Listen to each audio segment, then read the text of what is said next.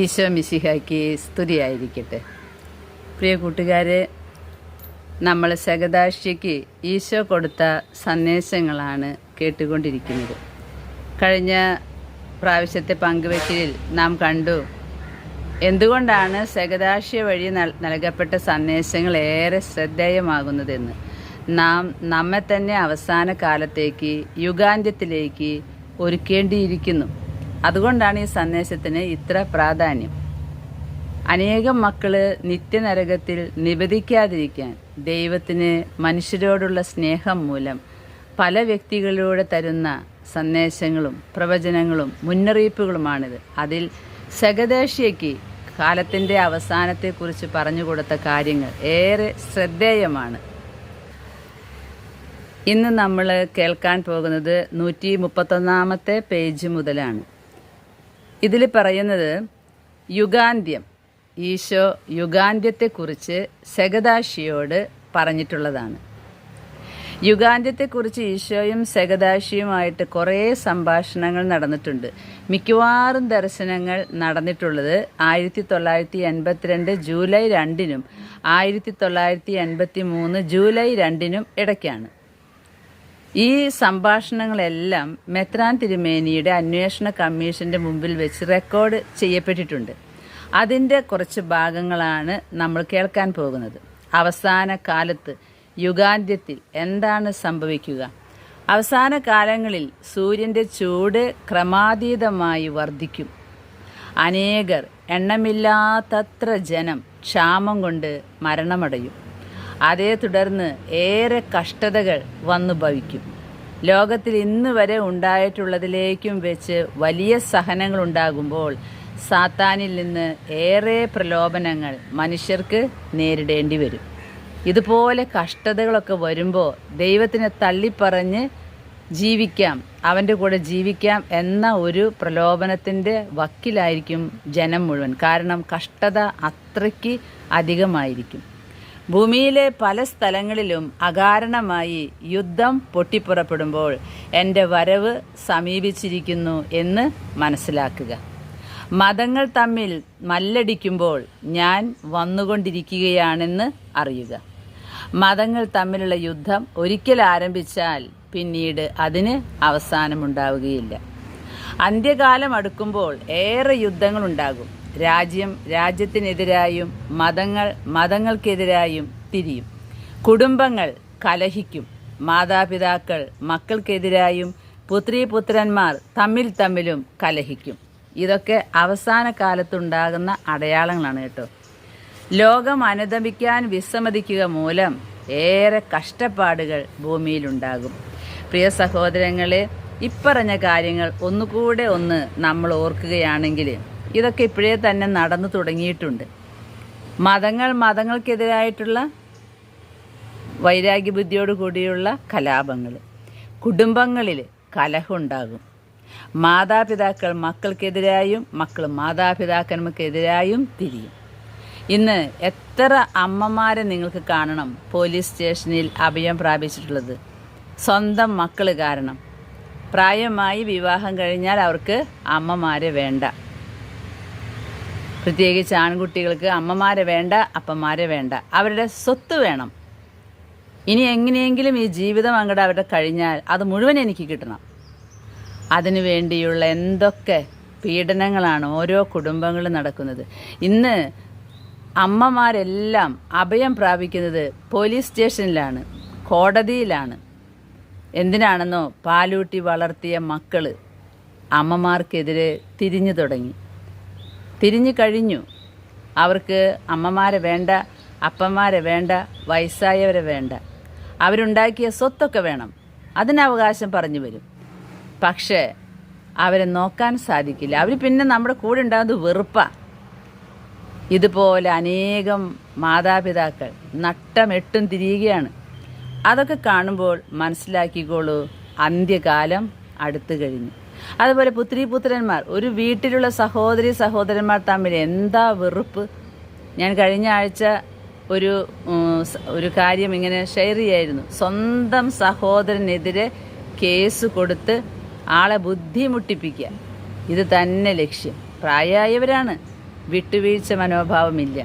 അപ്പോൾ നമ്മൾ മനസ്സിലാക്കണം, ഇത് അന്ത്യകാലമാണ്. കാരണം സാത്താൻ എല്ലാവരുടെയും ഹൃദയങ്ങളിലേക്ക് വന്ന് നിറഞ്ഞു. നീതിയില്ല, ആത്മാർത്ഥതയില്ല, ഒരു ദൈവിക ചിന്തകളുമില്ല. എൻ്റെ കാര്യം നടക്കണം, എൻ്റെ കാര്യം നടക്കാൻ ഞാൻ എന്ത് കള്ളത്തരവും ചെയ്യും, എന്ത് ചതിയും ചെയ്യും. അപ്പോൾ മനസ്സിലാക്കണം, അവസാനം അടുത്തു കഴിഞ്ഞു.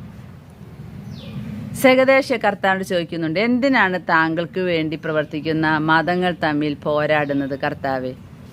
കർത്താവ് പറയുകയാണ്, അതിന് കാരണം ദൈവത്തിൻ്റെ സ്നേഹത്തിൽ വിശ്വസിക്കുന്നു എന്ന് പറയുകയും യഥാർത്ഥത്തിൽ അങ്ങനെ അല്ലാതിരിക്കുകയും ചെയ്യുന്നവരാണ് ഏറെയും.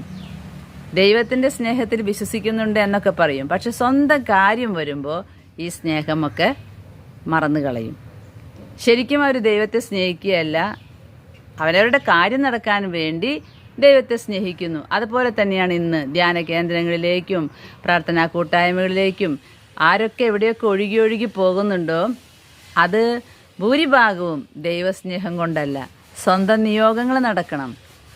നിയോഗങ്ങളുടെ ഒരു പട്ടികയുണ്ട്. ഇവിടെ പോയി നടന്നില്ല, എന്നാൽ പിന്നെ മറ്റേ സ്ഥലത്ത് പോകാം. അതും നടന്നില്ലെങ്കിൽ വേറെ സ്ഥലത്ത് പോകാം. സ്ഥലങ്ങളിങ്ങനെ തേടി തേടി പോവുകയാണ്. എന്തിനാണെന്നോ, ദൈവസ്നേഹം കൊണ്ട് നിറയാനൊന്നുമല്ല, അവരുടെ കാര്യങ്ങൾ നടക്കണം. നിയോഗത്തിൻ്റെ ഒരു പട്ടിക ഉണ്ടായിരിക്കും. എത്ര നിയോഗങ്ങൾ നടന്നു, അതിനനുസരിച്ച് ആ സ്ഥലത്തിൻ്റെ പേര് പ്രശസ്തമാവും. അപ്പോൾ ഈശോ പറയുകയാണ്, ദൈവസ്നേഹത്തിൽ വിശ്വസിക്കുന്നു എന്ന് പറയുകയും യഥാർത്ഥത്തിൽ അങ്ങനെ അല്ലാതിരിക്കുകയും ചെയ്യുന്നവരാണ് ഏറെയും. ദൈവസ്നേഹത്തിൽ വിശ്വസിക്കുന്നുണ്ടെങ്കിൽ കർത്താവ് പറഞ്ഞിട്ടില്ലേ, സഹനങ്ങൾ നിന്റെ കുരിശെടുത്ത് മുന്നോട്ട് വരാൻ. അപ്പോൾ ദൈവസ്നേഹത്തിൽ നിലനിൽക്കുന്നുണ്ട് എന്ന് പറയുകയും സ്വന്തം ജീവിതത്തിൽ കുരിശുകൾ പോരായ്മകൾ വരുമ്പോൾ ഓടി നടക്കുകയും ചെയ്യുമ്പോൾ അത് രണ്ടും തമ്മിൽ എന്തോ ഒരു പ്രശ്നമുണ്ട്. ദൈവസ്നേഹത്തിൽ നിലനിൽക്കുന്നവർ ദൈവസ്നേഹത്തിൽ തന്നെ ആശ്രയിക്കും. അപ്പോൾ കർത്താവ് തന്നെ പറയുന്നു, ദൈവത്തിൻ്റെ സ്നേഹം അന്വേഷിച്ച് പോണവർ വളരെ കുറവാണ്. സ്നേഹിക്കുന്നുവെന്ന് അവകാശപ്പെടുകയും യഥാർത്ഥത്തിൽ ദൈവത്തോടും മനുഷ്യരോടും ഒട്ടും തന്നെ സ്നേഹം ഹൃദയത്തിൽ ഇല്ലാതിരിക്കുകയും ചെയ്യുന്നതിനാലാണ് യുദ്ധം ഉണ്ടാകുന്നത്. സഹദാശി ചോദിച്ചു, മാതാപിതാക്കളും മക്കളും തമ്മിൽ ഊഷ്മളമായ ദൃഢമായ ബന്ധമുള്ളപ്പോൾ എങ്ങനെയാണ് അവർ തമ്മിൽ പോരാടും എന്ന് പറയുന്നത്? ഉത്തരമാണിത്. വളരെയേറെ കഷ്ടതകളുള്ള സഹനങ്ങളുള്ള അവസ്ഥയിൽ ജീവിക്കേണ്ടി വരുമ്പോൾ കുടുംബങ്ങളിൽ അസ്വസ്ഥതയുണ്ടാകും. ഇനി വരാൻ പോകുന്ന കാര്യങ്ങളാണ്. കഷ്ടത വർദ്ധിക്കുമ്പോൾ കുടുംബാംഗങ്ങൾ തമ്മിൽ കലഹിക്കും. ജനങ്ങളെ കൊണ്ട് ഭൂമിയും ഭൂമിയെക്കൊണ്ട് ജനങ്ങളും പൊറുതിമുട്ടും. മനുഷ്യരുടെ പാപം അത്രയേറെ വർദ്ധിച്ചതിനാൽ കഷ്ടതയിൽ നിന്ന് കഷ്ടതയിലേക്ക് ലോകം നീങ്ങും. അത്രയേറെ വേദനകൾ ഭൂമിയിൽ നിറയുന്നതിനാൽ അമ്മമാർ വന്ധ്യകളാകാൻ ആഗ്രഹിക്കും. ഈ മക്കളിൽ നിന്നുള്ള വേദനകളൊക്കെ വരുമ്പോഴേ ഇപ്പോഴേ അമ്മമാർ ചിന്തിച്ചിട്ടുണ്ട്, പ്രസവിക്കണ്ടായിരുന്നു, മക്കൾ ഉണ്ടാകാതിരുന്നാൽ മതിയായിരുന്നു എന്നൊക്കെ ചില അമ്മമാർ പറയുന്നുണ്ട്. മുതിർന്ന പുരുഷന്മാർ സഹനത്തിൻ്റെ ആധിക്യം കൊണ്ട് വിവശരായി മരണത്തിനായി ആഗ്രഹിക്കും, മരിച്ചാൽ മതിയെന്ന് ആഗ്രഹിക്കും. ഏറെ ഭൂകമ്പങ്ങൾ ഭൂമിയിൽ ഒട്ടാകെ സംഭവിക്കും. ഭൂമി മുഴുവൻ്റെയും കാര്യമാണ് കേട്ടോ പറയുന്നത്, അല്ലാതെ നമ്മുടെ കേരളത്തിൻ്റെ കാര്യമോ ഞാനിരിക്കുന്ന പുത്തൂരിൻ്റെ കാര്യമൊന്നുമല്ല. ഭൂമി മുഴുവൻ ഭൂകമ്പങ്ങളെ കൊണ്ട് നിറയും. ചിലയിടങ്ങളിൽ സൂര്യതാപം കണക്കറ്റ് വർദ്ധിക്കുക മൂലം വിളകളൊക്കെ കരിഞ്ഞു പോകും. കൊടുങ്കാറ്റ് മണ്ണിനെ പറത്തിക്കൊണ്ടു പോകും. നിലയ്ക്കാത്ത മഴ വെള്ളപ്പൊക്കം ഉണ്ടാക്കും. വെള്ളപ്പൊക്കത്തിനെ കുറിച്ച് അധികം ഞങ്ങൾക്ക് പറഞ്ഞു തരേണ്ട ആവശ്യമില്ല. ഞങ്ങൾ അതിൽ കൂടെയാണ് എല്ലാ കൊല്ലവും ഈ വെള്ളപ്പൊക്കം വരുമ്പോൾ കെട്ടുകെട്ടും, ഈജിപ്തിലേക്ക് പലായനം ചെയ്യുന്ന പോലെ. വെള്ളപ്പൊക്കം വരാത്ത ഞങ്ങളുടെ നാട്ടിൽ വരെ വെള്ളപ്പൊക്കം വന്നു, മനുഷ്യരുടെ അശ്രദ്ധ മൂലം. ഇനി മനുഷ്യരുടെ അശ്രദ്ധ മൂലവും പ്രകൃതിയുടെ ദുരന്തങ്ങൾ മൂലവും വെള്ളപ്പൊക്കമുണ്ടാകും. ഭക്ഷണത്തിനായി പരസ്പരം പോരാടും. അനേകർ പട്ടിണി മരണത്തിന് ഇരയാകും. ഇതാണ് കർത്താവ് പറഞ്ഞത്. സഹദാശി ചോദിച്ചു, ലോകം പാപം കൊണ്ട് നിറയും, ഭീകരമായ സംഭവങ്ങൾ ഉണ്ടാകും എന്നറിഞ്ഞുകൊണ്ട് കർത്താവ് അവിടുന്ന് എന്തിനീ ബലഹീനരായ പാപത്തിന് വളരെപ്പെട്ട അധീനരാകുന്ന മനുഷ്യരെ സൃഷ്ടിച്ചു? അവിടത്തേക്ക് എല്ലാം അറിയാലോ. ആദത്തെയും ഹവ്വയെയും അവിടുന്ന് സൃഷ്ടിച്ചപ്പോൾ അങ്ങേക്ക് നന്നായി അറിയാമായിരുന്നല്ലോ മനുഷ്യവംശം മുഴുവൻ തലമുറയായി അവരെ പിന്തുടരുമെന്നും പ്രലോഭനങ്ങളെ നേരിടാൻ അവർക്ക് ശക്തി ഉണ്ടാവില്ല എന്നും നിനക്കറിയാമായിരുന്നില്ലേ? പിന്നെ നീ എന്തിനാണ് ഇങ്ങനെ മനുഷ്യരെ സൃഷ്ടിച്ചത്? ഇത് സഹദാശിയുടെ ചോദ്യമാണ്. ഈശോ പറഞ്ഞു, മനുഷ്യൻ ബലഹീനനായാണ് സൃഷ്ടിക്കപ്പെട്ടിരിക്കുന്നത്. എന്നാൽ അവൻ ബലഹീനനായി തന്നെ തുടരേണ്ട ആവശ്യമില്ല. ഞാൻ ഈ ഭൂമിയിൽ മാംസവും രക്തവുമുള്ള മനുഷ്യനായി ജനിക്കുകയും മനുഷ്യവംശത്തിന് എന്ത് കരസ്ഥമാക്കാൻ കഴിയും എന്നുള്ളതിന് ജീവിക്കുന്ന സാക്ഷ്യം നൽകുകയും ചെയ്തിട്ടുണ്ട്. ഞാൻ മനുഷ്യവംശത്തെ ഓരോ മനുഷ്യനും പിന്തുടരേണ്ട സ്വർഗം പ്രാപിക്കാനുള്ള മാർഗം കാണിച്ചു കൊടുക്കുകയും ചെയ്തിട്ടുണ്ട്. ഞാൻ ഭൂമിയിൽ മനുഷ്യനായി അവതരിച്ചുകൊണ്ട് വേദനകൾ സഹിച്ചുകൊണ്ട് എങ്ങനെയാണ് ദൈവത്തെ സ്നേഹിക്കേണ്ടതെന്ന് കൃത്യമായി പഠിപ്പിച്ചിട്ടുണ്ട്. തികച്ചും ദൈവീകമായ വിശുദ്ധമായ ജീവിതം നയിക്കുവാൻ ഭൂമിയിൽ ക്ലേശിക്കുന്ന മനുഷ്യരുടെ കഷ്ടതകൾ കണ്ടുകൊണ്ട് ഞാൻ അവരെ സഹായിക്കാനും സംരക്ഷിക്കാനുമായിട്ടാണ് വന്നത്. ഞാൻ മനുഷ്യരെ സൗഖ്യപ്പെടുത്താനും പാപങ്ങളിൽ നിന്ന് മോചനം നൽകാനും സ്വർഗത്തിൽ നിന്ന് ഇറങ്ങി വന്നു. പാപങ്ങൾ മോചിക്കാനായി ഞാൻ എന്താണ് സഹിച്ചതെന്ന് മനുഷ്യവംശം കണ്ടു കഴിഞ്ഞല്ലോ. എന്നെ നഗ്നനാക്കി, അടിച്ചു, കുരിശിൽ തറച്ചു. ഇതിനെല്ലാം തന്നെ മനുഷ്യർ സാക്ഷ്യം വഹിച്ചിട്ടുണ്ട്. ഞാൻ മനുഷ്യരുടെ രക്ഷയ്ക്ക് വേണ്ടിയാണ് മരിച്ചത്. അതുകൊണ്ട് തൻ്റെ അന്ത്യദിനം ആഗതമാകും മുമ്പേ മനുഷ്യർ തങ്ങളുടെ ഹൃദയങ്ങളിൽ എന്നെ സ്വീകരിക്കണം. എന്നാലേ രക്ഷ കൈവരിക്കാൻ കഴിയൂ. അവസാന ദിവസം ആഗതമാകുന്നത് മനുഷ്യർ മോശമായതുകൊണ്ടല്ല. ദൈവം ലോകത്തെ സൃഷ്ടിച്ചപ്പോൾ അതെന്ന് അവസാനിക്കും, അതൊരു ദിവസം അവസാനിക്കും എന്ന് അറിഞ്ഞുകൊണ്ട് തന്നെയാണ് സൃഷ്ടിച്ചിട്ടുള്ളത്. അല്ലാതെ മനുഷ്യർ മോശമായതുകൊണ്ടാണ് അവസാനം ഉണ്ടാകുന്നത് എന്ന് പറയരുത്. ഈ ലോകം സൃഷ്ടിച്ചപ്പോൾ പിതാവ് നിശ്ചയിച്ചിട്ടുണ്ട്, ഇത്ര വർഷം കഴിഞ്ഞാൽ ഇതിനെ അവസാനിപ്പിക്കും ഞാൻ. പക്ഷെ അതിൻ്റെ ഉള്ളിൽ മനുഷ്യർ നന്നായി ജീവിക്കണം. ഇത് ഒരു പരീക്ഷ. ലോകം മനുഷ്യനോട് കൂടെയോ മനുഷ്യനില്ലാതെയോ അവസാനിക്കും. അവസാന ദിവസം വന്നു ഭവിക്കുന്ന കഷ്ടതകളും ബുദ്ധിമുട്ടുകളും സങ്കടങ്ങളും എല്ലാം തന്നെ ലോകത്തിലേക്ക് വന്നത് മനുഷ്യരുടെ പാപം വർദ്ധിച്ചതുകൊണ്ടാണ്. എൻ്റെ സ്നേഹം അംഗീകരിക്കുകയും തങ്ങളുടെ പാപങ്ങളെ പ്രതി അനുദപിക്കുകയും ചെയ്യുന്നവർ എല്ലാവരുടെയും പാപങ്ങൾ ക്ഷമിക്കപ്പെടുകയും ഞാൻ അവരെ ഏറെ സ്നേഹിക്കുകയും ചെയ്യും. തങ്ങളുടെ പാപങ്ങളെ പ്രതി അനുദപിക്കാതെ തങ്ങളുടെ ആത്മാക്കളിൽ പാപക്കറ പേരുന്നവരുടെ മേൽ എൻ്റെ കോപം നിവേദിക്കും. കർത്താവ് എപ്പോഴും പറയുന്നുണ്ട്, അനുദപിച്ചാൽ നിങ്ങൾ എൻ്റെ കൂടെ ഉണ്ടാകും. അനുദപിക്കാതെ അതേ പാപങ്ങളിൽ തന്നെ തുടർന്നാൽ എൻ്റെ കോപം നിങ്ങളുടെ മേൽ നിവേദിക്കും. അതുകൊണ്ടാണ് അവസാന വിധി ദിവസം ഞാൻ ആഗതനാകുമ്പോൾ അനുദപിക്കാൻ തയ്യാറാകാതെ ഇരുന്നവരെ ആദ്യം വിധിക്കും. അപ്പോൾ വാനമേഘങ്ങളിൽ കർത്താവ് ആഗതനാകുമ്പോൾ ആരെയാണ് ആദ്യം വിധിക്കുക? അനുദപിക്കാൻ തയ്യാറാകാതെ ഇരുന്നവരെ. അവരുടെ അനുതാപവും ദുഃഖവും പിന്നെ അനുദപിച്ചിട്ട് ദുഃഖിച്ചിട്ട് കാര്യമില്ല, അതൊക്കെ വൈകിപ്പോയിട്ടുണ്ടാകും. ഞാൻ അവരുടെ മേൽ അപ്പോഴേക്കും കഷ്ടതകൾ അയച്ചിട്ടുണ്ടാകും. എൻ്റെ അവരോടുള്ള കോപം ഭയാനകമായിരിക്കും. എൻ്റെ 7 മുഖ്യ ദൂതന്മാരായിരിക്കും ഭൂമിയുടെ 4 കോണുകളിലും നിന്ന് ശിക്ഷാവിധി നടപ്പിലാക്കാനായിട്ട് വരിക. തങ്ങളുടെ പാപങ്ങളെക്കുറിച്ച് അനുദപിക്കാത്ത സകലരുടെ മേലും മുഖ്യദൂതന്മാർ വഴിയുള്ള ശിക്ഷ വന്നു ചേരും. അത് ഏറെ ദുരിതവും ദുഃഖവും നിറഞ്ഞതായിരിക്കുകയും ചെയ്യും. പാപത്തിൽ നിന്നും പിന്തിരിയാത്തവർ ശിക്ഷിക്കപ്പെടുന്ന ആ സമയത്ത് എൻ്റെ മക്കൾ, എന്നെ വിശ്വസിക്കുകയും സ്നേഹിക്കുകയും ചെയ്യുന്നവർ ഏറെ സഹിക്കേണ്ടി വരും. ദൈവത്തെ സ്നേഹിക്കുകയും വിശ്വസിക്കുകയും ചെയ്യുന്നവരെ പാപം ചെയ്യുന്നവർ പീഡനങ്ങൾക്ക് ഇരയാക്കും. അത് ഇന്നും നടന്നുകൊണ്ടിരിക്കുന്നുണ്ട്. ദൈവത്തെ സ്നേഹിക്കുകയും വിശ്വസിക്കുകയും ചെയ്യുന്നവരെ പാപം ചെയ്യുന്നവരെപ്പോഴും പീഡനങ്ങൾക്ക് ഇരയാക്കും. ദൈവത്തെ സ്നേഹിക്കുന്നവരെ മറ്റുള്ളവർ കുറേ പീഡനങ്ങൾക്ക് ഇരയാക്കും എന്നാണ് കർത്താവ് പറയുന്നത്. ആരാധനാലയങ്ങളിൽ നിന്ന് പുറത്താക്കും, തെരുവുകളിൽ വെച്ച് അടിക്കും. ഞാൻ എൻ്റെ കുഞ്ഞുങ്ങളെ ഓർമ്മിപ്പിക്കട്ടെ, എത്ര മർദ്ദിച്ചാലും എത്ര സഹിക്കേണ്ടി വന്നാലും നിങ്ങൾ എന്നെ തള്ളിപ്പറയരുത്. അവരുടെ കഷ്ടതകളിലെല്ലാം ഞാൻ അവരോട് കൂടെയുണ്ട് എന്ന സത്യം നിങ്ങൾ ഓർമ്മിക്കണം. ഇതാണ് കർത്താവിന് സഹിക്കുന്നവരോട് പറയാനുള്ളത്. എത്ര വലിയ കഷ്ടം വന്നാലും നിങ്ങൾ എന്നെ പറയരുത്. ഈ കഷ്ടതകൾക്കൊക്കെ പരലോകത്ത് ചെല്ലുമ്പോൾ വലിയ സന്തോഷവും ആനന്ദവും നമുക്കായിട്ട് കർത്താവ് കരുതി വെച്ചിട്ടുണ്ട്. അതുകൊണ്ട് ഈ സഹിക്കുന്നവരെ നോക്കിയിട്ട് അവൻ്റെ പാപം മൂലമാണ്, അവളുടെ പാപം മൂലമാണെന്ന് പറയേണ്ട യാതൊരു കാര്യവുമില്ല. പാപം മൂലമാണെങ്കിലും ഇവിടെ സഹിക്കാൻ വിധിച്ചിട്ടുണ്ടെങ്കിൽ ആ പാപത്തിൻ്റെ എല്ലാ കെട്ടുകളും എല്ലാ ശിക്ഷകളും ഇവിടെ തന്നെ പൂർത്തീകരിച്ച് അവർ ദൈവസന്നിധിയിലെത്തും. അങ്ങനെ കർത്താവിനെ സ്നേഹിക്കുന്നവരുടെ കൂടെ കർത്താവ് എപ്പോഴും ഉണ്ടായിരിക്കും. അനുദപിക്കാൻ മടിക്കുന്നവരുടെ സംഖ്യ കൂടി വരുന്നതിനാൽ ലോകത്തിൻ്റെ അവസ്ഥ തീർത്തും വഷളാകും. ഇന്ന് ലോകത്ത് കാണുന്നത് അത് തന്നെയാണ്. ഏതെങ്കിലും ന്യൂ ജനറേഷനോട് നമ്മളിത് പറഞ്ഞാൽ അവർ പറയും, പിന്നെ അതും നോക്കിയിരിക്കുകയല്ലേ, ഉള്ള കാലം തിന്നുകുടിച്ച് അടിച്ചു പൊളിച്ച് യാത്രകളൊക്കെ ചെയ്ത് ജീവിക്കുക, ബാക്കി കാര്യം വരും പോലെ. ഇനി ഒന്നുമില്ല എന്നാണ് പറയുന്നത്. അങ്ങനെയുള്ളവർക്ക് അനുതാപം ഒരിക്കലും വരില്ല.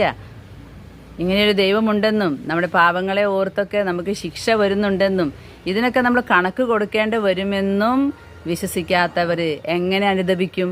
അതുകൊണ്ട് അനുദപിക്കാത്തവരുടെ സംഖ്യ കൂടി വരും. കൂടി വരുമ്പോൾ ലോകത്തിൻ്റെ അവസ്ഥ തീർത്തും വഷളാകും. അനേകർ ദൈവത്തിൽ നിന്ന് അകന്നു പോവുകയും ഹൃദയങ്ങൾ അന്ധമാവുകയും ചെയ്യുമ്പോൾ പിശാചുക്കൾ ഭൂമുഖമൊട്ടാകെ വിന്യസിക്കപ്പെടും. അനേകർ ഞാനാണ് കർത്താവായ യേശുക്രിസ്തുവെന്ന് അവകാശപ്പെട്ടുകൊണ്ട് രംഗത്തെത്തും.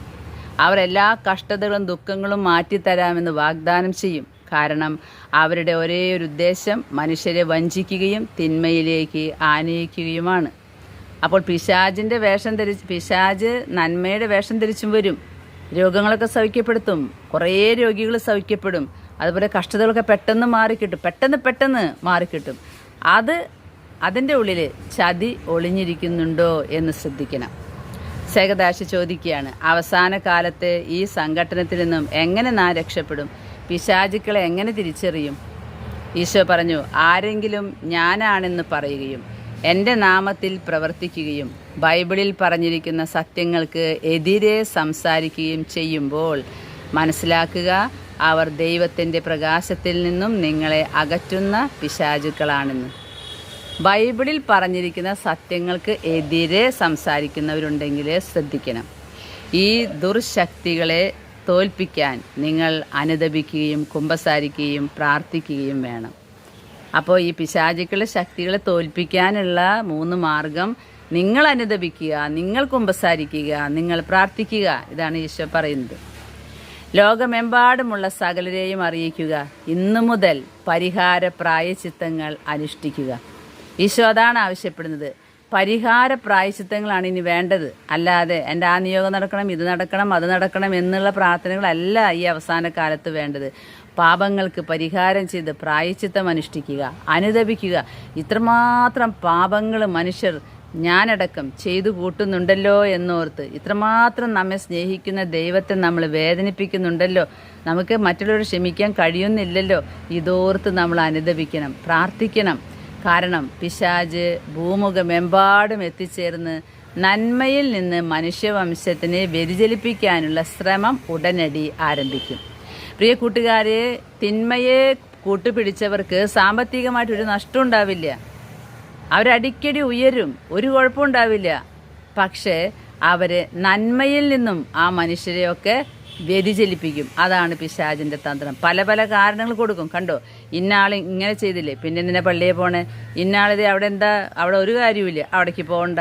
പിന്നെ നിന്റെ വീട്ടിലെ മരണം നടന്നില്ലേ, പിന്നെ നീ ഇതിനെ പ്രാർത്ഥിക്കണേ, നീ പ്രാർത്ഥിക്കണ്ട, നമുക്ക് അതിനെ മറികടന്നുള്ള കാര്യങ്ങൾ ചെയ്യാം. അങ്ങനെ പിശാച് മനുഷ്യരെ ദൈവത്തിൽ നിന്ന് അകറ്റും. സകലരോടും ബൈബിൾ വായിക്കാനും എൻ്റെ വചനം സ്വീകരിക്കാനും ഞാൻ പറഞ്ഞിരിക്കുന്ന ഓരോ വാക്കും വിശ്വസിക്കാനും ആ വചനങ്ങളനുസരിച്ച് ജീവിക്കാനും ഉദ്ഘോഷിക്കുക. അവസാന ദിവസം 2 വിധത്തിലായിരിക്കും കടന്നു വരിക. 2 അർത്ഥങ്ങളും അതിനുണ്ട്. ഒന്നാമത്തേത് ഓരോ വ്യക്തിയുടെയും ആത്മാവിനെ സംബന്ധിച്ചുള്ളതാണ്. കാരണം ഓരോ വ്യക്തിയെ സംബന്ധിച്ചും അവസാന ദിവസം അവൻ്റെ തന്നെ മരണമാണ്. മനുഷ്യവംശത്തിൻ്റെ അവസാനം എന്ന് പറയുന്നത് എൻ്റെ 2ാം വരവിൻ്റെ ദിനമാണ്. ഓരോ വ്യക്തിയെ സംബന്ധിച്ചിട്ടുള്ള അവസാനം, മനുഷ്യവംശത്തെ മുഴുവൻ സംബന്ധിച്ചുള്ള അവസാനം. അങ്ങനെയാണ് 2 വിധത്തിലുള്ള അവസാനം. ഒന്നാമത്തേത് നമ്മുടെ തന്നെ മരണം. അപ്പോൾ അതോടുകൂടി ഞാൻ പറഞ്ഞല്ലോ, എല്ലാം കഴിഞ്ഞു. പിന്നെ മരിക്കാത്തവർക്കായിട്ട് അവസാനം ഒരു 2ാം വരവുണ്ട്. ഓരോ ദിവസവും അവസാനിക്കുമ്പോൾ ഓരോ വ്യക്തിയും ചിന്തിക്കട്ടെ, ഓരോരുത്തരും ദൈവത്തെ മുഖാമുഖം ദർശിക്കാനുള്ള സമയം അടുത്തു വരികയാണെന്ന്. ഇത് കേട്ടപ്പോൾ സെഗദാശി പറഞ്ഞു, അവസാന ദിവസത്തെക്കുറിച്ച് ഓർത്ത് എനിക്ക് ഭയം തോന്നുന്നു. എല്ലാവർക്കും ഇങ്ങനെ തന്നെയല്ലേ തോന്നുക? ഈശോ പറഞ്ഞു, ഭയപ്പെടേണ്ട, വിശ്വാസത്തിൽ ഉറച്ചു നിൽക്കുക, നന്മ ചെയ്യുക, ദൈവത്തെ സ്നേഹിക്കുകയും ചെയ്യുന്നവർ എന്നോടൊപ്പം സ്വർഗത്തിലെത്തും. പിന്നെ ഒരിക്കലും പ്രലോഭിപ്പിക്കപ്പെടുകയില്ല. എന്നാൽ വേഗമാകട്ടെ എൻ്റെ സന്ദേശങ്ങൾ പ്രചരിപ്പിക്കുക. ഇനി അല്പസമയം കൂടിയേ അവശേഷിച്ചിട്ടുള്ളൂ. ഈ അല്പസമയം എത്രയാണെന്ന് നമുക്കറിയില്ല, പിതാവിന് മാത്രമേ അറിയൂ എന്നാണ് പറഞ്ഞിരിക്കുന്നത്. ജനങ്ങളോട് പറയുക, എന്നെ അവരുടെ ഹൃദയത്തിൽ വഹിക്കുകയാണെങ്കിൽ അവസാന ദിവസത്തെക്കുറിച്ച് ഭയപ്പെടേണ്ട. അവർ ദൈവത്തോട് വിശ്വസ്തരായിരിക്കുകയും സാത്താൻ പാപത്തിലേക്കും അന്ധകാരത്തിലേക്കും നയിക്കാനായി കൊണ്ടുവരുന്ന തന്ത്രങ്ങളെയും ചതികളെയും പറ്റി അറിവുള്ളവരായിരിക്കുകയും വേണം. സാത്താൻ ദൈവത്തിൻ്റെ വേഷത്തിൽ വരും, മാതാവിൻ്റെ വേഷത്തിൽ വരും. പല പല കാര്യങ്ങൾ സ്വർഗത്തിൽ നിന്നുണ്ടായി എന്ന് പറയും. പല പല അടയാളങ്ങൾ കാണിക്കും, മരിച്ചവരെ ഉയർപ്പിക്കും. ഇതൊക്കെ സാത്താൻ ചെയ്യാൻ അധികാരം കൊടുത്തിട്ടുള്ളതാണ്. അതുകൊണ്ട് അവസാന കാലത്തിൽ നമ്മൾ വഴിമാറിപ്പോകരുത്. നമ്മുടെ ഏക വിശ്വാസം പരിശുദ്ധ കുർബാനയിലും പരിശുദ്ധ ജപമാലയിലും പരിശുദ്ധ ആരാധനകളിലും മാത്രമായിരിക്കണം, വിശുദ്ധ ഗ്രന്ഥത്തിലും. ഇതാണ് അവസാനം നമ്മളെ പിടിച്ചു നിർത്തേണ്ട ശക്തികൾ. ആ ദിവസങ്ങളിൽ സാത്താൻ വന്ന് അവനാണ് മഹാനായ നേതാവെന്നും ക്ഷാമമില്ലാതാക്കാനും വെള്ളപ്പൊക്കം നിർത്തലാക്കാനും ലക്ഷോപലക്ഷം ജനങ്ങളെ സൗഖ്യപ്പെടുത്താനും കഴിയുമെന്ന് വീമ്പടിക്കും. അവൻ രോഗികളെ സൗഖ്യപ്പെടുത്തും, അനേകം അത്ഭുതങ്ങൾ പ്രവർത്തിക്കും, തൻ്റെ സൽപ്രവൃത്തികളെപ്പറ്റി പൊങ്ങച്ചം പറയും. ജനങ്ങൾ അവന് ചുറ്റും കൂടി അതാണ് ക്രിസ്തുവെന്ന് പറയും. എൻ്റെ പ്രാബല്യം തെളിയിക്കാൻ ജനങ്ങളുടെ മധ്യത്തിലിരുന്ന് ഇങ്ങോട്ട് വാ എന്ന് പറഞ്ഞ് സൗഖ്യം കൊടുക്കും. ജനങ്ങളെ കാണിക്കാൻ, ജനങ്ങൾ അറിയണം, മറ്റുള്ളവർ അറിയണമെന്നാണ് എപ്പോഴും സാത്താൻ്റെ ആഗ്രഹം. ഇത്രമാത്രം സൗഖ്യങ്ങൾ, ഇത്രമാത്രം അത്ഭുതങ്ങൾ ഞാൻ ചെയ്യുന്നു എന്ന് ലോകം അറിയണം. അപ്പോൾ എല്ലാവരും അവൻ്റെ കൂടെ കൂടും. എന്നിട്ട് പറയും, ഇവനാണ് ക്രിസ്തു, ഇവനാണ് പ്രവാചകൻ എന്ന്. അപ്പോൾ കർത്താവ് പറയുന്നു, എന്നാൽ അവൻ ക്രിസ്തുവല്ല, അവൻ സാത്താൻ വേഷം മാറി വന്നതാണ്. കഴിഞ്ഞ കാലങ്ങളിൽ ക്രിസ്തു ചെയ്തതെല്ലാം ചെയ്യുന്നതായി അവൻ അവകാശപ്പെടും. വിശക്കുന്നവർക്ക് ഭക്ഷണം കൊടുത്തും രോഗികളെ സൗഖ്യപ്പെടുത്തിയും അവൻ അടയാളങ്ങൾ കാണിക്കും. എന്നാൽ അവൻ കള്ളമാണ് പറയുന്നത്. കപടമായ അത്ഭുത പ്രവൃത്തികൾ കൊണ്ട് അനേകരുടെ കണ്ണഞ്ചിക്കും.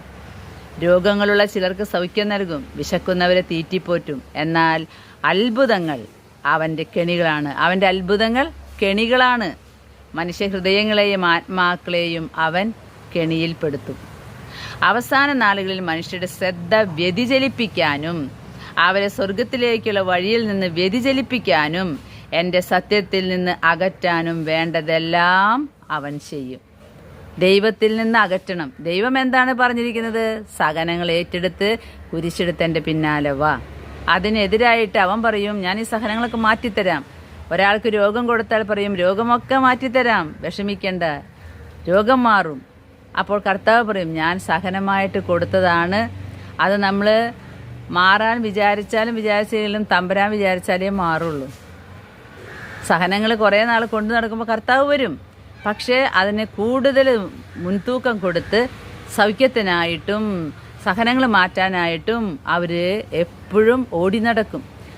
അപ്പോൾ സത്യത്തിൻ്റെ മാർഗത്തിൽ നിന്ന് അവൻ അകറ്റും. അങ്ങനെ ചില മനുഷ്യർ സാത്താൻ്റെ സേവകരായിരിക്കും.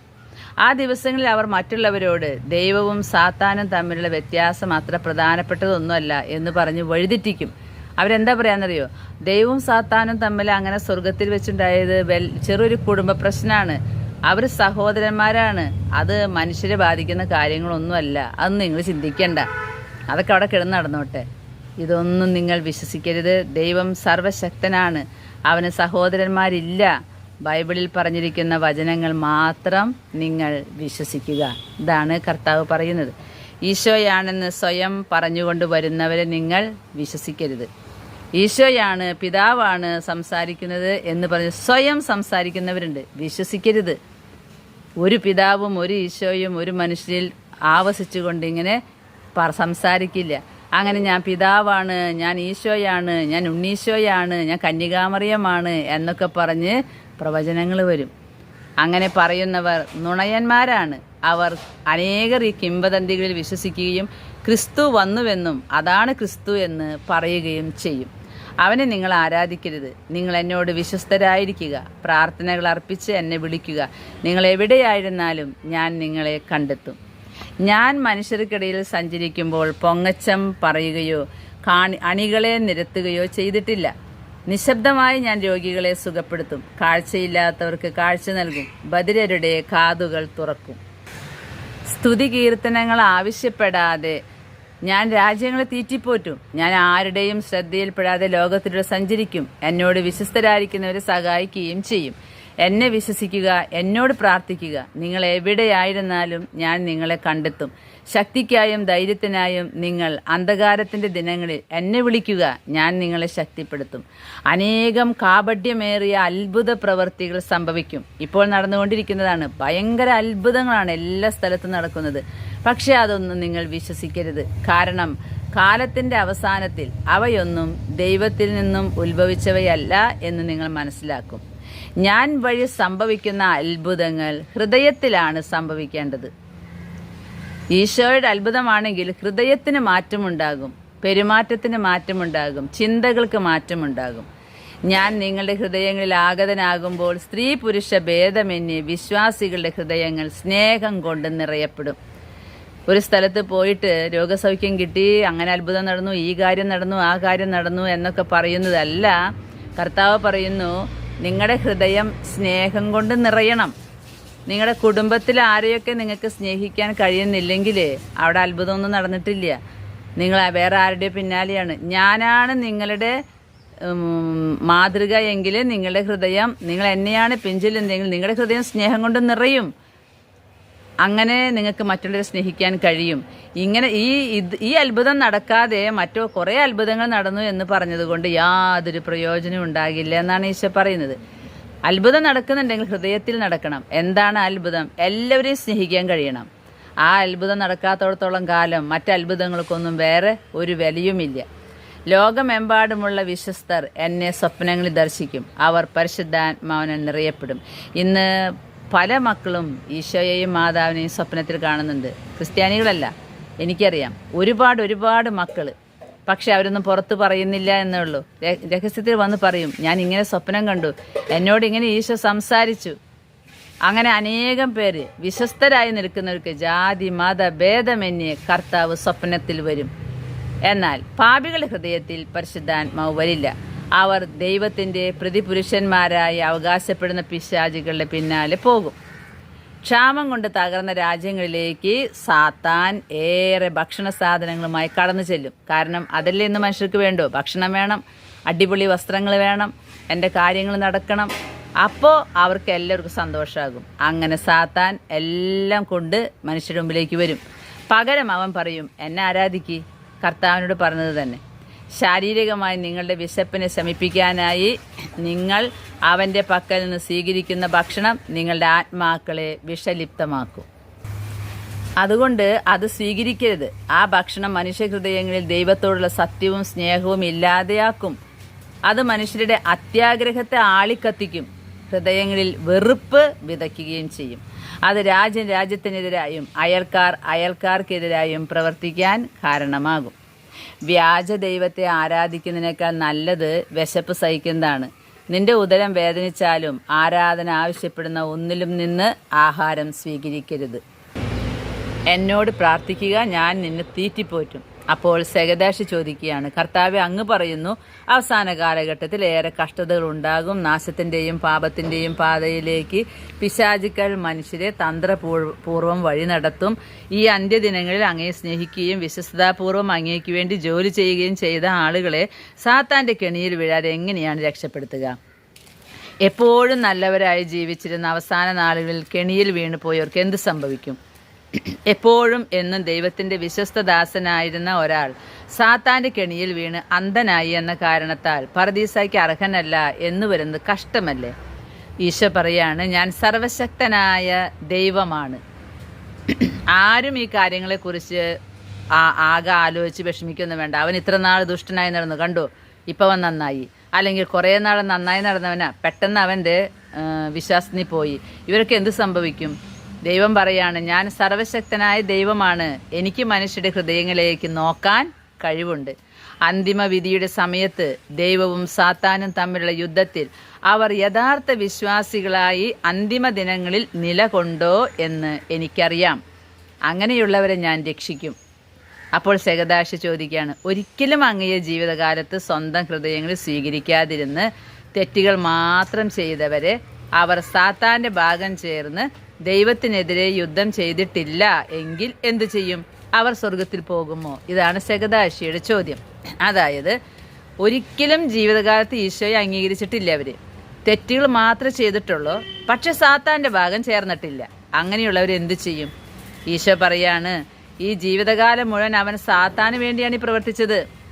ദൈവത്തിനെ സ്വീകരിക്കാതിരിക്കുമ്പോൾ അവൻ സാത്താനെയാണ് ഓട്ടോമാറ്റിക്കായി സ്വീകരിക്കുന്നത്. അതുകൊണ്ട് ദൈവത്തിന് വേണ്ടിയല്ല അവൻ ജീവിച്ചിട്ടുള്ളത്. അതുകൊണ്ട് അവർക്ക് സ്വർഗത്തിൽ സ്ഥാനം ഉണ്ടാകില്ല. അന്തിമ കാലഘട്ടങ്ങളിൽ അവൻ സാത്താന് വേണ്ടി ജോലി ചെയ്തില്ല എന്ന കാരണത്താൽ അവരുടെ ഹൃദയങ്ങൾ ദൈവത്തിലേക്ക് തിരിഞ്ഞു എന്ന് അവകാശപ്പെടാൻ കഴിയില്ല. അപ്പോഴേക്കും സമയം വൈകിയിരിക്കും. അപ്പോൾ സെഗദാഷ് ചോദിച്ചു, അവസാന ദിവസം എന്താണ് സംഭവിക്കുക? ലോകത്തിന്റെ അവസാനത്തിലാണ് ചോദിക്കുന്നത് കേട്ടോ. ലോകത്തിന്റെ അവസാന ദിവസം എന്താ സംഭവിക്കുക? ഈശോ പറയാണ്, അവസാന ദിവസം ഭൂമി വിറകൊള്ളും, നീതിമാന്മാർ ആഹ്ലാദഭരിതരായിരിക്കും. എണ്ണമില്ലാത്തത്ര വർണ്ണങ്ങൾ കൊണ്ട് തീർത്ത ഒരു മഴവില്ല് ആകാശത്തിന് കുറുകെ കാണപ്പെടും. ആകാശത്തിൽ വെണ്മയേറിയ ഒരു മേഘം രൂപപ്പെടും. ആ മേഘത്തിൽ നിന്ന് കുരിശും വഹിച്ചുകൊണ്ട് ഞാൻ വരും. ലോകത്തിലെ സകല ജനങ്ങളെയും ഒന്നിച്ചു ചേർക്കാൻ ഞാൻ മാലാഖമാരെ അയക്കും. നീതിമാന്മാരും ദുഷ്ടരും എൻ്റെ കുരിശ് കണ്ട് ഒരുപോലെ വിറയ്ക്കും. ഓരോരുത്തരെയും താന്താങ്ങളുടെ പ്രവൃത്തിക്ക്, ആരെല്ലാം ദൈവത്തോട് വിശ്വസ്തത പുലർത്തിയോ, ആരെല്ലാം അവിശ്വസ്തരായിരുന്നോ, അതിനനുസൃതമായി ഞാൻ അവസാന വിധി കൽപ്പിക്കും. ആ വിധി നിത്യമായിരിക്കും. അവസാന കാലഘട്ടത്തിലെ സഹനങ്ങളെല്ലാം അവസാനിക്കും. ഭൂമിയിലെ വാസത്തിൻ്റെ കഷ്ടതകൾ എന്നേക്കുമായി തീരും. ഇനി ആരും അനുതപിക്കേണ്ടതില്ല. ജീവിതകാലം മുഴുവൻ അനുതപിച്ച നീതിമാന്മാർ സ്വർഗത്തിൽ ആനന്ദിക്കേണ്ട സമയം ഇതാ വന്നു കഴിഞ്ഞു. ദുഷ്ടജനങ്ങൾ അനുതപിക്കാനുള്ള സമയം അവസാനിച്ചും കഴിഞ്ഞു. ആത്മാവ് ഒരിക്കലും മരിക്കുന്നില്ല. ഓരോ ആത്മാവും ദൈവത്തിൻ്റെതാണ്. അന്തിമ വിധി ദിവസത്തിൽ സ്വർഗരാജ്യത്തിൽ വാസസ്ഥലം ലഭിച്ച ആത്മാക്കൾ ഭൂമിയിലെ യാതൊന്നും കൈവശം വയ്ക്കാതെ ഈ ലോകം ഉപേക്ഷിക്കും. ദൈവത്തെ നിഷേധിച്ചവർ, അനുതപിക്കാത്ത പാപികൾ നരകത്തിൽ നിബദിക്കും. അവിടെ നിത്യമായും മരണത്തിന് അധീനരാകും. ദൈവത്തെ സ്നേഹിക്കുകയും സേവിക്കുകയും ചെയ്തവർ ദൈവത്തോടൊപ്പം പറുദീസായിൽ നിത്യജീവൻ അവകാശപ്പെടും. ദൈവത്താൽ തിരഞ്ഞെടുക്കപ്പെട്ട ആത്മാക്കൾ സ്വർഗത്തിലേക്ക് എടുക്കപ്പെട്ട് കഴിഞ്ഞതിന് ശേഷം ഭൂമിയുടെ അന്തരാളങ്ങളിൽ നിന്ന് ശക്തിയേറിയ ഒരു അഗ്നി പുറപ്പെട്ട് ഭൂമിയെയും അത് ഉൾക്കൊള്ളുന്ന സകലത്തെയും ചാരമാക്കും. ദൈവത്തെ നിരാകരിക്കുകയും അവിടെ നിന്ന് വിശ്വസിക്കാതിരിക്കുകയും ചെയ്ത സകലരും അഗ്നിയിൽ ദഹിക്കപ്പെടും.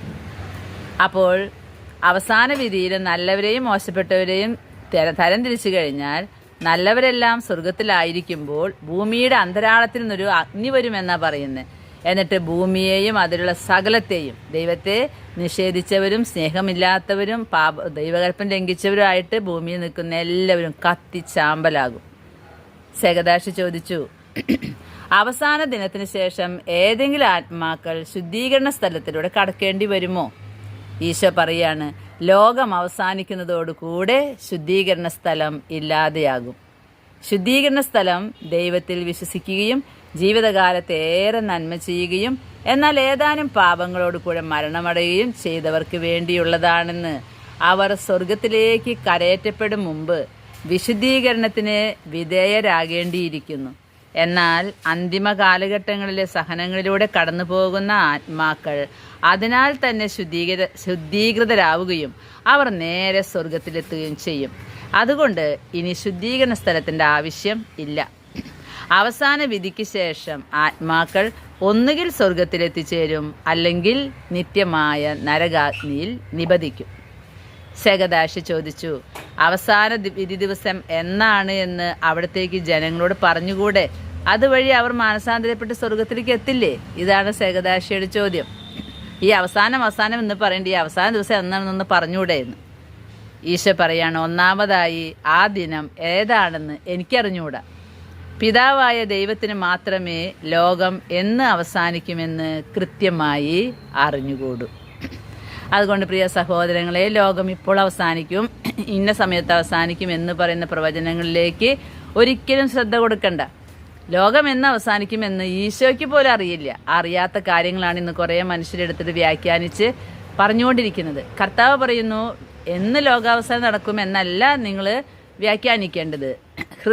മനുഷ്യഹൃദയം സ്നേഹത്താൽ നിറയാൻ, ദൈവത്തോടുള്ള സ്നേഹത്താലും പരസ്പരമുള്ള സ്നേഹത്താലും നിറയണം. മനുഷ്യരെ അനുദപിക്കണം. വിശുദ്ധ കൂദാശകളിലൂടെ കടന്നു പോകണം ക്രിസ്ത്യാനികളാണെങ്കിൽ. അത് ചെയ്യാനാണ് അനുദപിച്ച പാപങ്ങൾ പിന്നെ വീണ്ടും ചെയ്യരുത്, ചതിക്കരുത്, വഞ്ചിക്കരുത്, മറ്റുള്ളവരെ വെറുപ്പിക്കരുത്, അവരുടെ ജീവിതം തകർക്കരുത്. ഇങ്ങനെയുള്ള കുറേ കൽപ്പനകൾ നമുക്ക് തന്നിട്ടുണ്ട്. അത് പാലിക്കാനാണ് ഈശോ പറയുന്നത്. അല്ലാതെ ലോകാവസാനം എന്നാണ് ചോദിച്ച് നടക്കേണ്ട ആവശ്യമില്ല. അത് ഈശോയ്ക്ക് അറിയില്ല എന്ന്. ഈശോയ്ക്ക് അറിയാത്ത കാര്യമാണ് ഇപ്പം മറ്റു പല വ്യക്തികളും അങ്ങനെ എന്നൊക്കെ പറഞ്ഞ് ലോകം അവസാനിക്കുക ഏകദേശം ഇങ്ങനെ ഇത്രാം വർഷം എന്നൊക്കെ പറയുന്നത്. കുറേ പ്രവചനങ്ങൾ മുന്നേ വന്നിരുന്നല്ലോ. 2012 ലോകം അവസാനിക്കുന്നു. അത് അവസാനിക്കാണ്ടായപ്പോൾ അവരോട് ചോദിച്ചപ്പോൾ നല്ല കുറച്ചും കൂടി നീട്ടിയിട്ടുണ്ടെന്ന്. ഇങ്ങനെ ഇരിക്കും കാര്യങ്ങൾ, വ്യാജ പ്രവചനങ്ങൾ. ലോകം അവസാനിക്കുക എന്നാണെന്ന് ആർക്കും അറിയില്ല. എനിക്ക് അവസാന ദിവസം എന്നാണെന്ന് അറിയാമെങ്കിലും ഞാനത് ജനത്തോട് പറയുകയില്ല. ഈശോയ്ക്ക് അറിയാം, പക്ഷെ പറയില്ല. കാരണം ലോകം അവസാനിക്കുന്ന ദിവസം അറിഞ്ഞാൽ ഭയം കൊണ്ടാണ് അവർ മാനസാന്തരപ്പെടുന്നത്, ദൈവസ്നേഹം കൊണ്ടല്ല. സ്വർഗം ദൈവസ്നേഹത്താൽ നിറയപ്പെട്ട ഹൃദയങ്ങൾക്ക് വേണ്ടി മാത്രമുള്ളതാണ്. എന്തുകൊണ്ടാണ് ഇന്ന് ലോകം അവസാനിക്കും, ഈ ദിവസം അവസാനിക്കുന്നത് പറയാത്തത്? അങ്ങനെ പറഞ്ഞാൽ മനുഷ്യരൊക്കെ പേടിച്ചിട്ട് വേഗം മാനസാന്തരപ്പെടും. ദൈവം പറയാം, അങ്ങനെ പേടിച്ച് മാനസാന്തരപ്പെടണ്ട, എനിക്ക് നിങ്ങളുടെ സ്നേഹം കൊണ്ടുള്ള മാനസാന്തരമാണ് വേണ്ടത്. സ്നേഹം കൊണ്ട് മാനസാന്തരപ്പെട്ടവർക്ക് സ്വർഗരാജ്യത്തിൽ സ്ഥാനമുള്ളൂ. ലോകം അവസാനിക്കുന്ന ദിവസത്തെക്കുറിച്ച് മുൻവിധികളുമായി കാത്തിരിക്കുക എന്നതല്ല പ്രധാനപ്പെട്ട വിഷയം. ലോകത്തിലായിരിക്കുന്ന ഓരോ മനുഷ്യനും തൻ്റെ അവസാന ദിനത്തെക്കുറിച്ച്, തൻ്റെ മരണത്തെക്കുറിച്ച്, വ്യക്തിപരമായ അവസാനത്തെക്കുറിച്ചാണ് ജാഗരൂകരാകേണ്ടത്. കാരണം അതെപ്പോൾ വേണമെങ്കിലും സംഭവിക്കും. അവരുടെ ആത്മാക്കൾ ദൈവത്തെ കാണാൻ തയ്യാറെടുത്തിരിക്കണം. കാരണം പാപത്തോടെ മരിക്കുന്ന വ്യക്തി പാപത്തോടെ ഉയർക്കുന്നു. പാപരഹിതമായി മരിക്കുന്ന വ്യക്തി പാപമില്ലാതെ ഉയർത്തെഴുന്നേൽക്കുന്നു. പ്രിയ കൂട്ടുകാരെ, ഞാൻ മുമ്പ് പങ്കുവെച്ചതുപോലെ നിന്റെ മരണം എടുത്താൽ നിന്റെ ലോകാവസാനം എടുത്തു. അത്രയേ ഉള്ളൂ. ഈ ലോകാവസാനത്തെക്കുറിച്ച് കുറേ ചർച്ചകൾ നടത്തി ആ ചർച്ച നടത്തിയവരൊക്കെ മരിച്ചുപോയി പെട്ടെന്ന്. അപ്പോൾ അവരുടെ ലോകം അവസാനിച്ചു. ചർച്ചകളൊന്നും വലിയ കാര്യമില്ല. കാര്യമായിട്ട് നമ്മൾ മനസ്സിൽ ഉൾക്കൊള്ളേണ്ടത് തമ്പുരാനെ സ്നേഹിക്കുക, മനുഷ്യരെ സ്നേഹിക്കാൻ ശ്രമിക്കുക. ഇതൊന്നും എല്ലാവർക്കും എപ്പോഴും പറ്റില്ല. സ്വന്തം കുടുംബങ്ങളിൽ തന്നെ ഇപ്പോൾ കൊലവിളിയാണ്, സഹോദരങ്ങൾ തമ്മിൽ കൊലവിളി. മാതാപിതാക്കന്മാരൊക്കെ പോലീസ് സ്റ്റേഷനിലേക്ക് പോകണം ജീവിക്കണമെങ്കിൽ. അതുപോലെ കുടുംബങ്ങളിൽ മുഴുവൻ അസ്വസ്ഥത, സ്നേഹിക്കാൻ കഴിയുന്നില്ല.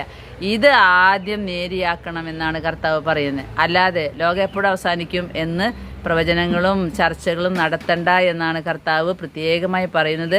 അനുദപിക്ക്, ഞാൻ ചെയ്തത് തെറ്റാണ് എന്ന്, എൻ്റെ പേരിൽ തെറ്റുണ്ട് എന്ന് ഒന്ന് സമ്മതിക്ക്. അതാണ് അനുതാപത്തിൻ്റെ ആദ്യത്തെ ലക്ഷണം. അല്ലാതെ എല്ലാ തെറ്റും മറ്റുള്ളവരുടെ പേരിലാണ്, ഞാൻ റെഡിയാണ്, ഞാൻ ഓക്കെയാണ് എന്നല്ല പറയേണ്ടത്. ഞങ്ങളുടെ ഭാഗത്തുണ്ട് തെറ്റ്, ആ തെറ്റ് ഇനി ആവർത്തിക്കാതിരിക്കാനുള്ള കൃപ തരണമേ. അതിന് ദൈവത്തോട് മാപ്പപേക്ഷിക്കുക. കർത്താവ് പറയുന്നുണ്ട്, ഇന്ന് കാര്യങ്ങൾ നടക്കാനല്ല ഓടി നടക്കേണ്ടത്, പരിഹാരം ചെയ്യുക, അനുദപിക്കുക, പ്രായശ്ചിത്തം അനുഷ്ഠിക്കുക. നമ്മുടെ മനസ്സിൽ ഇത് നമുക്ക് കൊണ്ടുവയ്ക്കാം. പ്രിയ കൂട്ടുകാരെ, ഞാൻ നിങ്ങളോട് പങ്കുവെച്ചിട്ടുണ്ട് 2021 മുതൽ ഈശോ എൻ്റെ മധ്യസ്ഥത പ്രാർത്ഥന എഴുതി വയ്ക്കുന്ന ബുക്ക് ഇങ്ങനെ മാറ്റിക്കൊണ്ടുപോയിട്ടൊരു ദർശനം കാണിച്ചു തന്നു. ഞാൻ ചോദിച്ചു, എൻ്റെ മധ്യസ്ഥ ബുക്ക് എന്താ ഇങ്ങനെ പോണേ? മതി, പ്രാർത്ഥന തുടങ്ങിയിട്ട് 25 വർഷമാകാനാണ് പോകുന്നത്.